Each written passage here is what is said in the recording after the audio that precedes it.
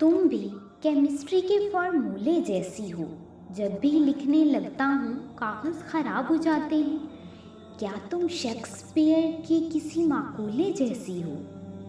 Benzene की बहन लगती हो या सल्फ्यूरिक एसिड तुम्हारा भाई है? बात बात पर जान लेती हो। क्या अब्बा तुम्हारा कसाई है? न्यूटन की तीसरी इक्वेशन हो तुम।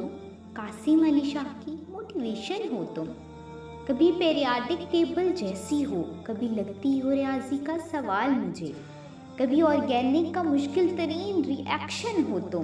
कभी विक्टर क्वांटिटी की डायरेक्शन हो तुम।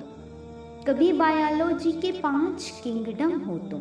कभी अंग्रेजी की लगती मीडियम हो तुम। कभी फिलॉसफी की किताब लगती हो, कभी मुआशरती अलूम जैसी हो। कभी जोग्राफिया की मिस लगती हो, कभी उर्दू की गज़ल का काफिया हो तुम। कभी अशराफिया तो कभी माफिया हो तुम। कभी मुआशियात की बिगड़ी मईशत हो तुम। खुदा की कसम कोई बड़ी मुसीबत हो तुम।